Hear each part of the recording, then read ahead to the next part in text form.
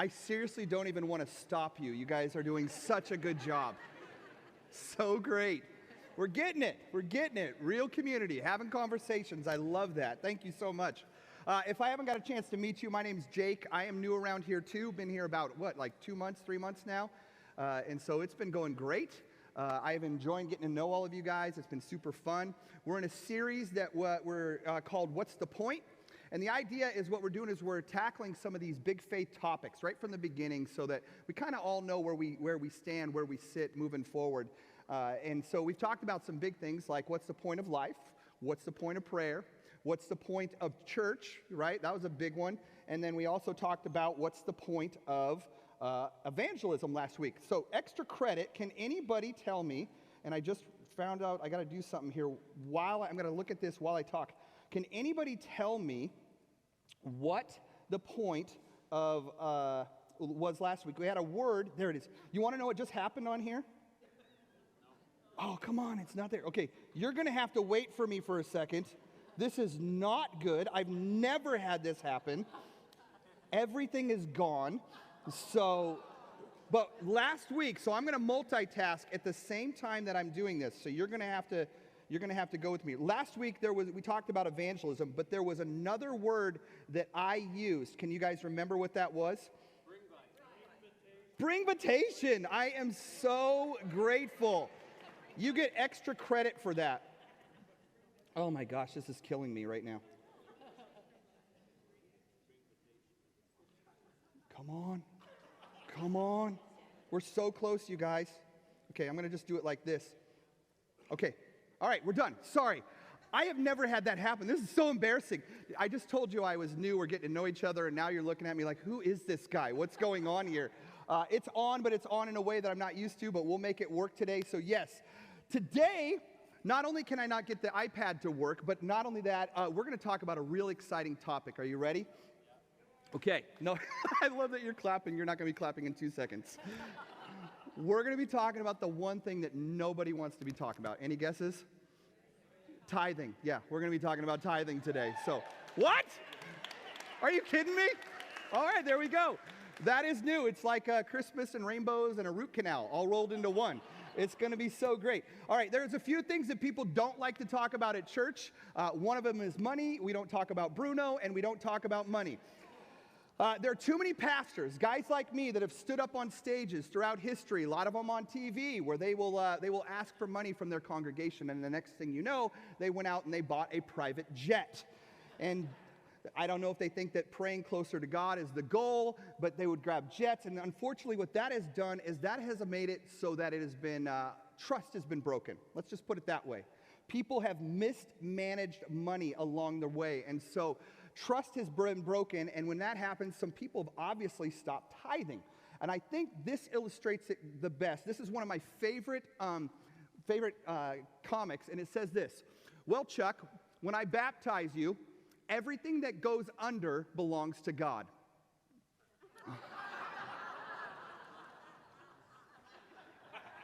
And isn't that true? Is that not the most true thing? And especially when it comes to church, we don't want to give money to people who are mishandling it. We don't want to give our money to anyone. We want to use our money the way that we want to use our money. And so in response, what ended up happening church-wise was there was this seeker-sensitive movement. I don't know if you've ever heard that term, seeker-sensitive. And the idea behind this was, hey, people are we gotta get people back in the doors. And so let's not talk about some of these crazy, these controversial things. And so what we ended up doing is a lot of pastors, guys like myself, just stopped talking about money altogether, whatsoever. And the problem with that is that God has a lot to say about tithing, right? He has a lot to say. And this emerging generation that's coming up, this younger generation, they don't even have this on their radar because they don't even know what tithing is at this point in time. Because people like me, people in the church, have failed to teach them what God's word has to say. And God has a lot to say. In fact, Jesus said a lot about money. Jesus talked about money more than he talked about heaven and hell combined. Did you know that? There are 38 parables in the New Testament. 16 of those are how to handle money or how to handle possessions. That is almost half. In the Gospels, the 4 Gospels, 1 out of 10 verses deal with money or possessions and what to do with those. 1 out of 10. If you look at the Bible, and this one blew my mind, as a whole, there are 600 verses on prayer, there are 500 verses on faith, and there are more than 2,000 verses on money. That's nuts. It was a big deal to God, and since it was a big deal to God, then it's probably worth talking about, and so that's what we're going to do, because tithing is a spiritual matter. Now, I want to say this from the very beginning, and in fact, some of you even went around and looked this morning, but there are no tithing boxes this morning. We are not going to take an offering. Nobody's going to pass a bucket. I'm not going to ask you for anything. I'm not going to ask you for money at the end. The reason that we're doing this, the reason that those tithing boxes are taken out today is simply I don't want you to get the wrong message. I don't want anything from you. We don't want anything from you. In fact, what we want is something for you. That's what we want. And so there will be no offering today whatsoever. And so what we're going to do is we're going to talk about the point of tithing. We're going to talk about the whys behind tithing. Why do we tithe? Why does God even want us to tithe in the first place? But before we do that, we've got to talk about some why nots. These are reasons that you do not tithe. And if you're new to church, you're thinking, this is what I've been waiting for, giving me reasons why I should not tithe. Here you go. Here they are. Number 1, you do not tithe to earn salvation. You cannot buy your way into heaven. Hopefully this is clear, this is obvious, but salvation is received by grace and grace alone, not by how much money you give. Second reason not to tithe is to appease guilt. We don't tithe to appease guilt. Giving is a response of gratitude. It's a response of what God has done for us and given to us. It is not a payment for a peace of mind.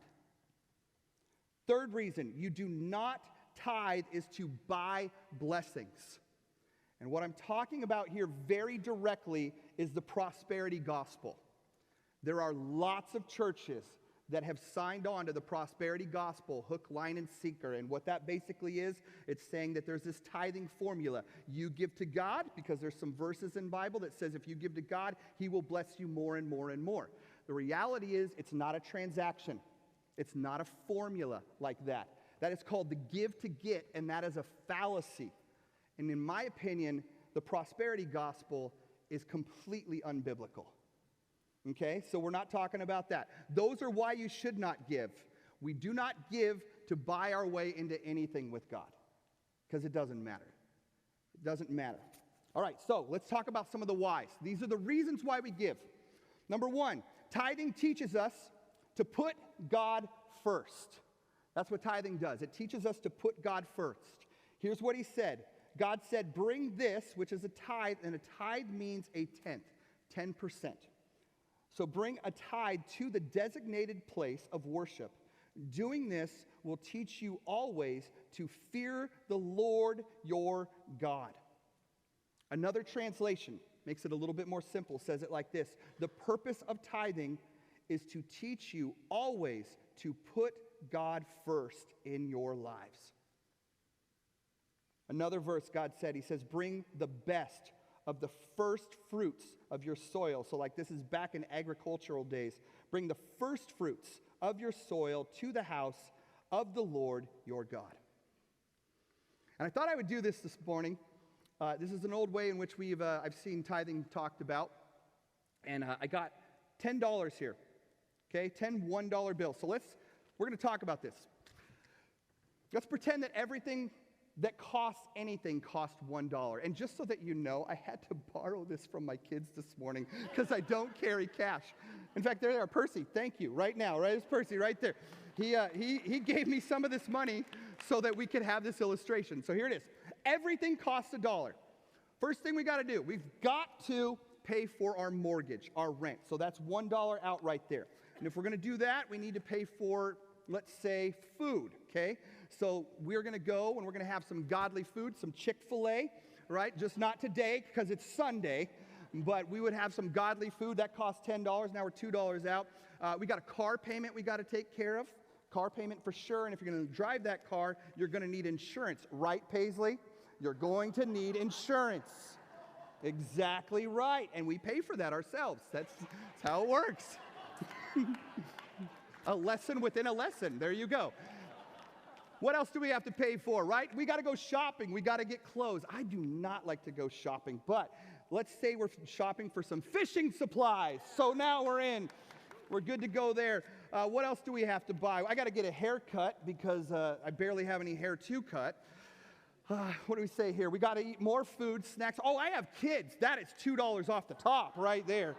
There you go. And then the last thing, we're probably going to have a midnight snack, so we're going to call an Uber, have them come over. There we are. And then lastly, what we're going to do, we're going to pay God. We're going to give him the 10% that he asked for. Boom. Whoops. Again, we're going to take it back, and we're going to give it right back to him. Oh, no, we're going to drop it again. Apparently, it's hard to give God money. See? Right there. What's wrong with that? Is that a tithe? No. Can you tell me why that's not a tithe? It was last. It is a tenth, but it is not a tithe. And there's a difference. God asks for the first fruits. He wants it from us for a reason. We'll talk about that in a sec, but he wants it to be the first thing off the top. God, here's 10%. Here you go. Here's what I'm going to give. And it doesn't have to be 10. We'll talk about that as well. But he wants it first. Now, I want to confess to you, as a new pastor, this is true. It's like this. Last time we had some confession moment with you guys. This time it's coming this direction. This is true. And I asked my wife for permission to say this. Since we've been here, I absolutely forgot to tithe. I am standing before you going, we completely forgot to tithe. Normally, we have automatic giving, right? That's how we give. And then we moved to a new church, and I forgot to set it up. You could ask Karen back there. I'm like, oh my gosh, Karen, I have not been tithing, and I'm going to teach on tithing. And so this is ridiculous. And I totally spaced on tithing. Now, I went back, and we paid back everything that we, a tenth. But was that a tithe? It was not. Totally missed the mark on that. And I get it. I just want to say that transparent-wise, because we're all missing the marks at times. For me, we're sitting here trying to get this church back in order, getting it started, and I just got so busy that I spaced. I totally spaced, so I get it. I totally get that, but this is a difficult thing to remember, and so, and again, I'll just say this right from the beginning, automatic tithing is amazing. That's what I loved. If you have a salary that's set at a fixed amount, I loved that I could go into my bank and I could set it up and you take this percentage out every single time. And then I know, without even trying, it's right off the top because it's the first thing that comes out the moment that my check comes in. So that has been a way that we've done it in the past that has been amazing. Clearly, we missed the mark as of late, but we're back on track and now we've got that all set up. And so the point is, we've got to put God first. And I get it. When we hear 10%, and especially if we're new to church, when we hear 10% of my income, you think to yourself, you have got to be kidding me. That's ridiculous. I would have to rearrange my life around God to make that actually happen. Let me repeat that. I'd have to rearrange my life. I'd have to give up some things to put God first if I were to do that. And I kind of think that's the point. God has this thing about being first. Thou shalt have no other gods before me. And so tithing, in a way, teaches us to put God first in a crazy way. Second thing, the second why we tithe is this. Tithing reminds us that God is our provider. Tithing reminds us that God is our provider. Every time we tithe, it is a reminder to ourselves that my paycheck is not my provider. God is my provider. My job, my retirement, my portfolio are not my security. God is my source. In fact, we see this in David when he's building the temple, and he has this aha moment when he realizes that what he's giving to God actually came from God in the first place. Here's what he said. He said, "But who am I and who are my people that we should be able to give as generously as this, then here's the moment. Everything comes from you, and we have given you only what comes from your hands.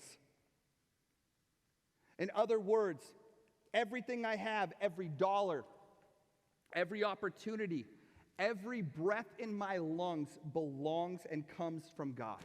And so when we tithe, we are simply acknowledging God as the source, God as my provider. Think about this. I am not losing something that I earned. I am simply returning something that He gave. That's what it is. And this act of returning reprioritizes our heart. It realigns, it reorients our heart around Him. As a reminder, we are managers, not owners. A biblical word that is used in that is we are a steward. We are not the source. And honestly, that is great news, because if I was the source of everything, I would be afraid that I would run out, right? I'd be afraid that at some point in time, my supply is going to dry up, but that will never happen with God. There is no shortage when God is our source. Psalms 50 tells us that He owns cattle on 1,000 hills. Psalm 95 said He actually owns those hills and the mountains. In Haggai, it says that He owns all the silver and gold. And in Revelation 21, He says that He uses that gold for pavement in heaven. He's got enough. God is loaded. He's got plenty of Benjamins, all right? In fact, He was the one who created Benjamin Franklin. He's got it. He loves to provide to His kids. Just like we love to give our kids good gifts, He loves to give us good gifts. He is an amazing, great provider. So why do we tithe? Teaches us to put God first. Reminds us that God is our provider. Third reason, tithing honors what Jesus affirmed. Tithing honors what Jesus affirmed. Now, there's a bit of a debate here, and we're not going to dive deep into it today. I'm only going to go short and give you the 30,000-foot level, but there are a lot of people, a lot of Christians, great Christians, who believe that tithing is an Old Testament principle. And that is true. Yes, tithing is found in the Old Testament. That's where it started. But here's what's great. It also predates the Mosaic Law. And Jesus talked about it. One time, Jesus talked about it. In Matthew 23, Jesus is having a heated conversation, to say the least, with the Pharisees in the temple courts. And this is what He had to say right here. Matthew 23:23 says, "You should tithe, yes." And then we're going to stop right there. You should tithe, yes. In other words, saying, of course you should tithe. This is kind of assumed. There's like no debate here. This is 101. This is obvious. Tithing is a starting point. Yes, you should tithe, and do not neglect the more important things. You see, the Pharisees, they were bragging about how they tithe on the smallest and tiniest of spices. And Jesus is like, yes, tithing is good. You should tithe. But let's not forget about the most important things like justice and mercy and faithfulness. Jesus affirms the tithe, and He's saying we actually should tithe, but He's also saying you should also not be a jerk. And He's saying that in the same sentence. But He's saying you should. Now here's the deal.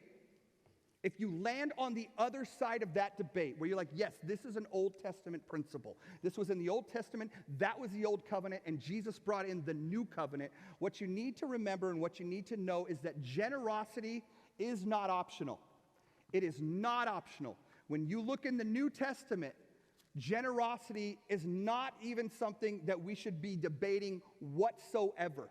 In fact, when Jesus came to fulfill the law with the new covenant, He didn't replace the old law. He fulfilled it. And He didn't lower the standard. He transformed it. And so the new covenant doesn't minimize generosity. What it often does is it increases it. It doesn't abolish tithing. In fact, what it does is it raises the bar. So really, 10% is the starting point. That is the starting point. And I get this when we process this is a lot to process. But the bottom line for me is simply this. Out of every reason why this is the only one I need, if Jesus affirmed it, that's enough for me. If Jesus affirmed tithing, I'm good. I'm good. But since I'm a pastor, and we either have 3 or 5 points, I've got 2 more points left, okay? So here's some other reasons. Why do we tithe? It teaches us to put God first. It reminds us that God is our provider. It honors what Jesus affirmed. And this one's big for a lot of people. Tithing breaks fear and builds faith. Tithing breaks fear and it builds faith. Let me explain. God said this. He said, bring the whole tithe, so 10%, into the storehouse. Now, the storehouse, scholars would say, is the local church of today. That's what they would say. That's the local church. Not, I'm just going to give a bunch here and a bunch there. It's considered to be the local church.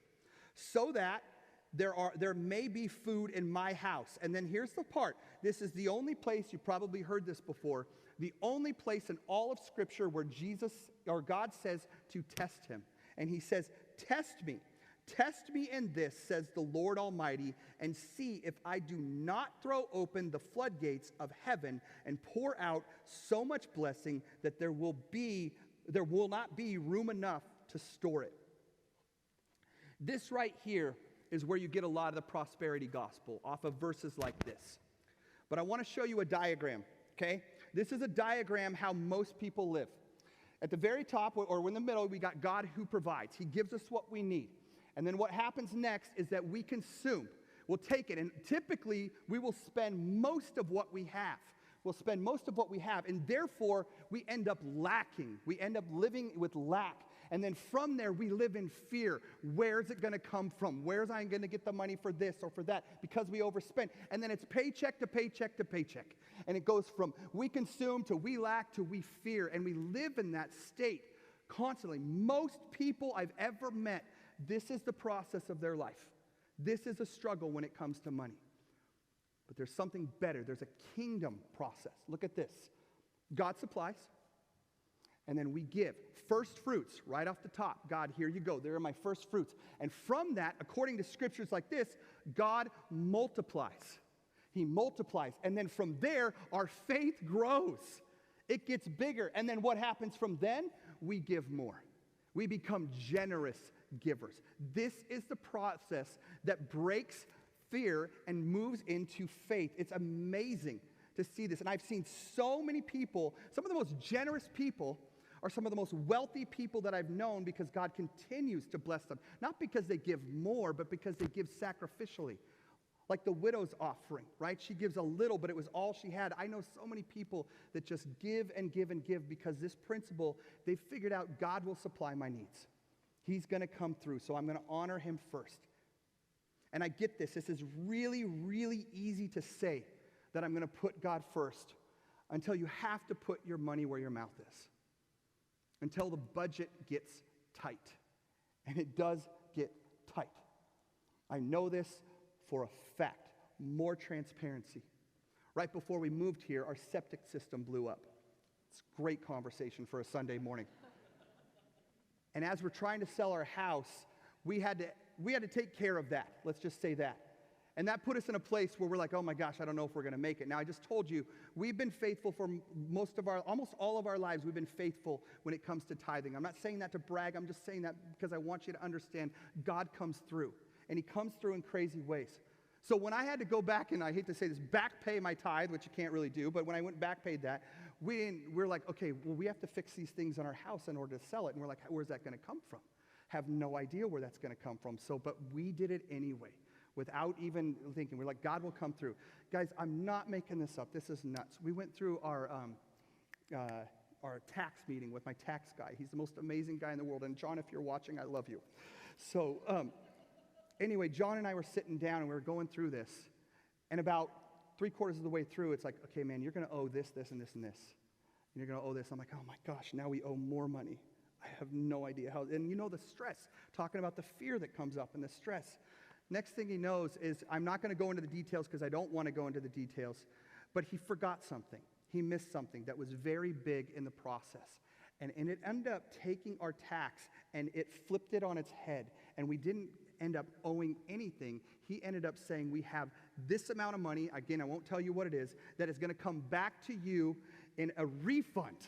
And that money was within $100 of what we needed to get our carpets redone inside of our house. And so what I'm trying to tell you is that when you're faithful, and I'm not trying to say that we're faithful in everything, but we've been faithful in this, and God has provided at every single step, and he just did it again last week, okay? This isn't a story from 3 decades ago. This was last week. It's amazing. Talk about faith building, right? That's faith building. God blesses those who are faithful, and sometimes it's financial, sometimes it's other things, right? Sometimes it's better things like joy and peace and fulfillment. It's not a money for money thing, and that's where I think these prosperity gospels get a little lost, because he's not saying, I'm just going to give you more money. The floodgates don't say, I'm going to give you more dollars. And I've seen it, and it's such a faith-building thing. It is miraculous, this idea, this concept, that when God tells us to test us in this, and it's a spiritual principle, and I don't understand it. I really don't. I don't understand how it happens every single time, but it has been true time after time after time after time for a lifetime, for as long as I've been around. It's important. It takes faith to give first. But it doesn't take faith to give what's left over. And God kind of has a thing for faith. I don't know if you've caught on to that. Everything seems to be about faith. Do you believe? And he said, seek ye first the kingdom of God. And we do that not just with our voices, not just with our words, but also with what is close to our hearts, which is our treasure. God comes through, and our faith is built, and fear is lost. It's amazing. So why should we tithe? 1, teaches us to put God first. 2, it reminds us that God is our provider. 3, it honors what Jesus affirms. And 4th, it breaks fear and builds faith. Here's the final why. Tithing invests into eternity. Tithing invests into eternity. When we invest into the storehouse, into the church, we are investing not to just keep the lights on, we are actually building the kingdom. Our temporary resources have an impact on eternity. Here's what Paul said.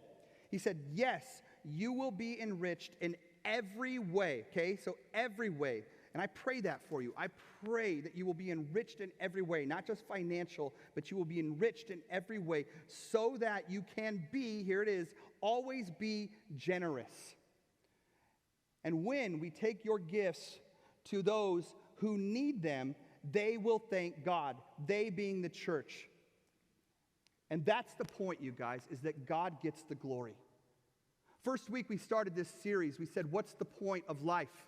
It is to give God glory. That's the point. And we have been blessed, and we are blessed. I try to teach my kids this all the time. We are so blessed. We are blessed for a purpose, to be a blessing. And this is what we do. This is what we do as a church. Listen to this. This is the impact that this little church has had through our tithes, through our offerings, through generosity over the past 6 months. I've only been here for 3, so this is 6 months. This is us. This is who we are. In the last 6 months, we have assisted in car payments to ensure parents to get to work for their family. We've helped pay for counseling for those who are grieving. We've supplied meals and gifts for new moms. We provided temporary shelters for 2 families. We provided gas cards and hotel stays for a grandmother transporting her granddaughter to addiction treatment. How great is that? We gave financial support to 2 former HCC students who are both actively training and investing in ministry. We've contributed resources to our partner ministry, Harbor Hope Center, Go Daniel, which provides housing for homeless youth. We've also contributed resources and funds to the Tacoma Rescue Mission, which helps provide shelter for homeless men and women. We've supplied concessions and gifts for military families attending Camp Malibu. We've raised and delivered funds through the baby pregnancy services and struggling moms. We've delivered 200 pairs of shoes to families in need. Through Road Trip alone, we provided 225 client packs for Crystal Judson Family Justice Center, had to make sure I got that right, which supports victims of domestic violence. We have 24 hours of service for the Fish Food Bank, 80 hours of service for the Northwest Furniture Bank, 183 hours for the Tacoma Rescue Mission. We gave 200 turkeys during Thanksgiving for low-income families in East Tacoma. We had 40 Christmas gifts for children of incarcerated parents, 20 more Christmas gifts for children at Western State Hospital, 25 stockings for men in mission and recovery program, and on Night to Shine, we celebrated and honored and danced the night away with 200 special needs guests and 458 volunteers. That's what we do. That is what we do. I don't know how else to say this. As a new pastor coming in to be a part of this, I cannot tell you how thrilled I am that this is in our DNA. This is who we are from the very beginning. You guys have been doing this long before I got here, and we're going to continue to do it. We want to invest so that we have an impact for eternity. Why do we give? We give because we want to invest into eternity. I was working, this is definitely not in my notes, but I was working doing stuff outside of ministry for 5 years, like I've told you. I just felt like I wasn't doing what I was made to do. And then when I stepped back into ministry, all of a sudden now I'm doing work again for eternity. What we're doing now, we're making an impact on eternity. Do I make as much? Not even close. Not even close. It doesn't matter though. I can't tell you how fulfilled and how excited I am to be here and to be with you guys and to make an eternal impact together. This is what it's all about. And so why do we tithe? We tithe because it teaches us to put God first. We tithe because it reminds us that God is our provider. It honors what Jesus affirmed. It breaks fear and builds faith. And then we get to invest into eternity. That's why we tithe. Now, I want to be very clear as we close this out. My goal, my hope, my purpose in teaching on this topic is not, and you've got to trust me on this, I promise, is not to increase giving. That is not the goal. I swear to you. You can ask Karen. I've said it like 6 times. It's not to increase giving. It is to increase faithfulness. That's what we're shooting for. The point is not fundraising. The point is faith building. And tithing is a spiritual matter. It is a matter of the heart. It is all about the heart. Jesus made that clear throughout the Gospels.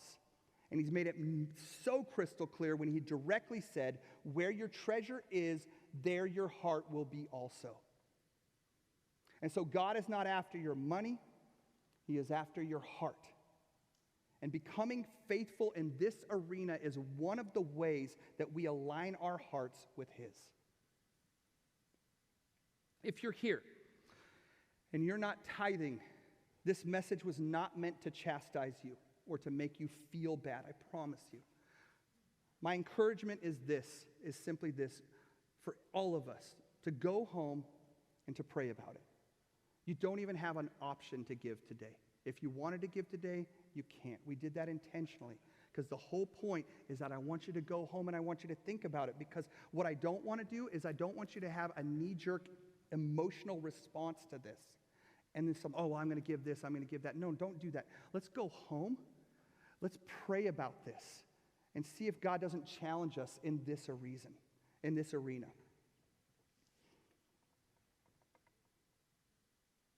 I'll say this too before I close. I didn't have this in my notes either. I know that 10% is a lot. When you first hear that, I think that's the thing. We're like, oh my gosh, that's a whole lot. I do have to rearrange my life. If you cannot do 10% when you go home, start somewhere. It's better to start small than not to start at all. Okay? It's better to start small and then see what God does from there. But God will bless you in this. I believe it so much that I'm standing up here talking about money when I know that's the last thing anybody wants to talk about in church. I'm doing that so that we build faithfulness inside of this church. That is what's important to me. Because what's important to me is that we can do more of that eternal impact, more of that internal work. I'd like to read that again in 6 months and say that we just doubled the amount of things that we did. I would love to do that. The impact that we have on here. We are the friendliest church that you could possibly imagine. We are talking about Jesus, and we are so gosh dang generous. So generous that people are like, oh my gosh, I can't believe they did that. A church did that. That's what we want. And we get to point back, just like it is, we get to point back and say, that's God. God did that in our lives, and so we get to share that love, that joy, that peace with you. We grow in faith together. Can you guys see it? I hope you can. I hope you can. Would you pray with me? Jesus, not the easiest of topics to chat about on a Sunday morning, but you're in the midst of it all. You created money. It's just a means for our hearts to be aligned with yours. And so, Lord, I pray for those who are, if there's people in here that are not giving whatsoever, I just pray that you would move in their hearts. You would be close to them. You would encourage them to just take a step in this level of faithfulness. And if those who are already given, Lord, I just pray that you continue and you would affirm the goodness that they're already doing with you and through you and in you. But I also am thinking this too. I'm thinking for those who are not putting you first in their life, period, across the mark, across their whole entire world, I pray that you would move in them. You would draw them to you. That we may start putting you first, not just in a prayer before a meal, not just in a prayer when I'm falling apart, but in the morning when I wake up and, Lord, you're the first thing I think about. And giving doesn't become that difficult because we know you're our source and you're our provider. So, Lord, in a talk like this, I just pray that you would be with all of us. Move in us as you desire to move. Use this church. May we have a great impact for you as we continue to lift you up and draw people unto you. Lord, I pray that you would continue to change hearts and change lives like you're doing. We love you so much. In your name, amen. Amen. Would you stand as we continue to worship?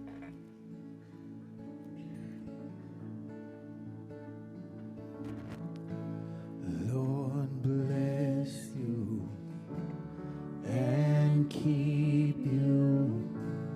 Make his face shine upon you. Be great.